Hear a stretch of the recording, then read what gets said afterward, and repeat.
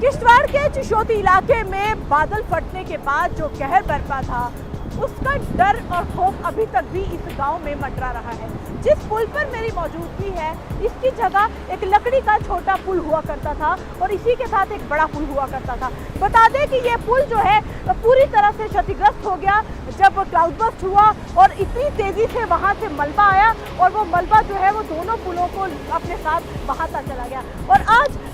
जबकि दोनों चिशोती और फाटक दोनों गांव का आपस में संपर्क टूट गया, तो ये पुल तैयार किया गया भारतीय सेना के जवानों की तरफ से। अब देखिए, इस पुल को टेम्परेरी तरीके से बनाया गया है और इस पुल से अब जितनी भी टू व्हीलर्स होंगे जो उस गांव से इस गांव की तरफ आते थे, वो टू व्हीलर से इस गांव का अपना कनेक्शन जो है वो पूरी तरह से उनका बन गया, क्योंकि संपर्क जो था उनका पूरी तरह से टूट चुका था। ये गांव आप देखिए पूरी तरह से तबाह हो चुका है और यही गांव अब फिर से चिशोती गांव के साथ जुड़ गया है। लेकिन यहाँ पर आपको बता दें कि डर का माहौल बना हुआ है। अभी भी लोगों में ये खौफ है कि मौसम विभाग की अगर बार बार ये चेतावनी मिलती जा रही है तो कहीं ऐसा ना हो कि दोबारा इस गांव में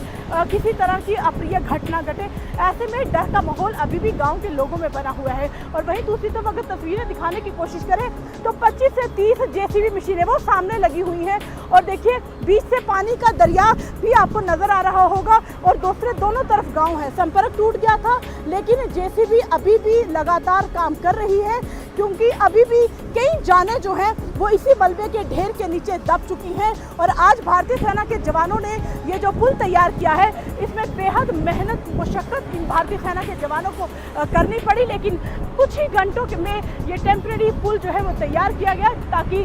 एटलीस्ट जो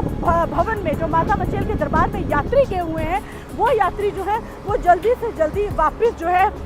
यहाँ पर अपने घरों में लौटे, क्योंकि इस पुल के टूटने की वजह से कई लोगों को बड़े धीरे धीरे इस लकड़ी के पुल से लाना पड़ रहा था। लेकिन अब जब पुल तैयार हो गया है तो टू व्हीलर के जरिए भी